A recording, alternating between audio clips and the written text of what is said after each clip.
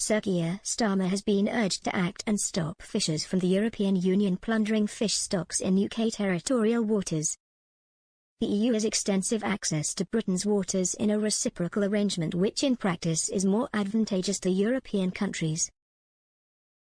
EU members did very well under the Trade and Cooperation Agreement (TCA) deal signed by Boris Johnson's government and the bloc, with French fishers taking over 80% of cod stocks on the UK side of the English Channel and Belgian counterparts catching some 70% of Dover sole in Welsh waters, according to Mike Cohen, Chief Executive of the National Federation of Fishermen's Organisations, NFFO.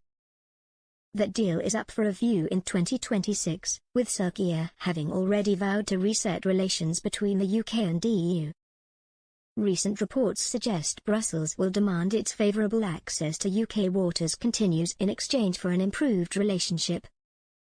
British officials reportedly believe access to UK fishing waters will be a key compromise in response to KEIR's push for closer ties on trade, security, migration and foreign policy. Brussels bureaucrats, meanwhile, are said to preparing a list of offensive interests the EU will deploy in future talks, with fisheries high on the agenda.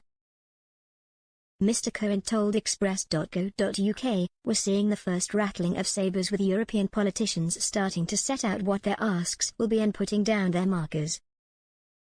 The sense I'm getting is they will want to keep things as they are and maintain the existing agreement. I'm not surprised because they did very well out of that agreement. We gave away everything." He explained British fishers are in a worse position under the current deal, with quota arrangements in practice benefiting EU countries more even in UK waters. Mr. Cohen added, "What other coastal state has other states, fishing, vessels operating in its waters?" The NFFO's chief executive said EU vessels being able to fish within 6 miles of the UK coast was particularly rankling and called for a re-examination of that side of the deal, arguing if Britain had access from 0 to 12 miles offshore then its inshore fleet would receive a major boost. He described a David and Goliath type situation, where smaller UK fishing vessels are outcompeted by huge EU ships that can operate in all weathers and catch more.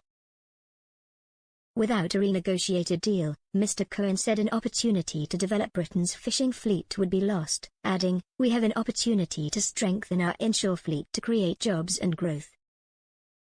We would lose that opportunity if we don't do a better deal.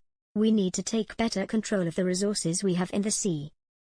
By doing so we can increase our food security," he warned. Without a better, multiple-year deal, the UK and EU both risk having to negotiate every year, creating business uncertainty on both sides of the English Channel while fishers in Britain are already working in a challenging environment.